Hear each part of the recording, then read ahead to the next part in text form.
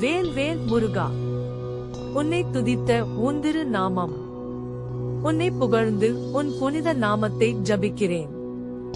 சரவண பவனே, சரவண பொய்கையில் பிறந்தவனே, சைலோலி பவனே, மலை போல் உயர்ந்த ஒளியாய் விளங்குபவனே, திரிபுர பவனே, மூன்று உலகங்களிலும் நிறைந்திருப்பவனே, திகழ் ஒளி பவனே, பிரகாசமான தெய்வீக ஒளியாக இருப்பவனே, பரிபுர பவனே, எங்கும் நிறைந்திருக்கும் பரிபூரணனே, பவமொழி பவனே, பாவங்களை நீக்கும் திருநாமம் உடையவனே, அரிதிரு மருகா, அரிதாக கிடைக்கும் திருவருளுடைய மருகனே, அமராபதியை காத்து தேவர்கள் கடுஞ்சிறை விடுத்தாய்.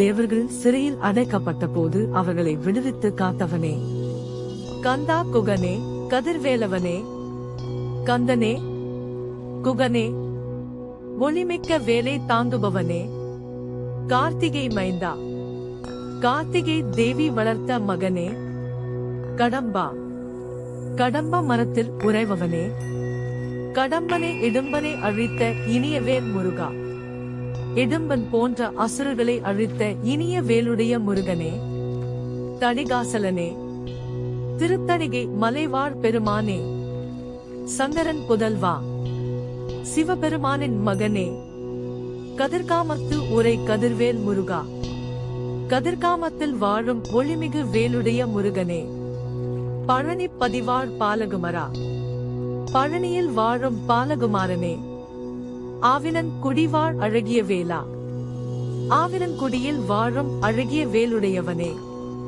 செந்தன் மாமலையுறும் செங்கல்வராயா, செந்தூர் மலைவாழ் அரசே, சமராபுரி வாழ் சண்முகத்து அரசே, போரில் வெற்றி கொடுக்கும் சண்முக அரசே, காரார் குழலார் கலைமகள் நன்றாய் என்னா இருக்க, கரந்திரு கூந்தலுடைய சரஸ்வதி தேவியின் அருள் என் நாவில் நிலைக்க, யான் உன்னை பாட, நான் உன்னை பாடுவதற்காக என்னைத் தொடர்ந்திருக்கும் எந்தை முருகனை பாடினேன். எப்போதும் என்னுடன் இருப்பாய் என் தந்தையான முருகனை பாடினேன். ஆடினேன், பரவசமாக ஆடினேன், ஆனந்தத்தில் ஆடியேன், நாடினேன் ஆவினன் பூதியே, முருகனின் திருப்பாதங்களை நாடினேன்.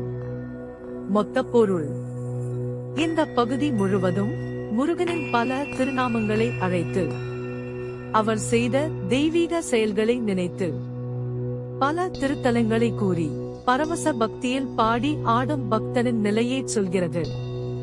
இது புகழ்ச்சி, நன்றி, பக்தி, பரவசம் நிறைந்த பகுதி. வேல் வேல் முருகா.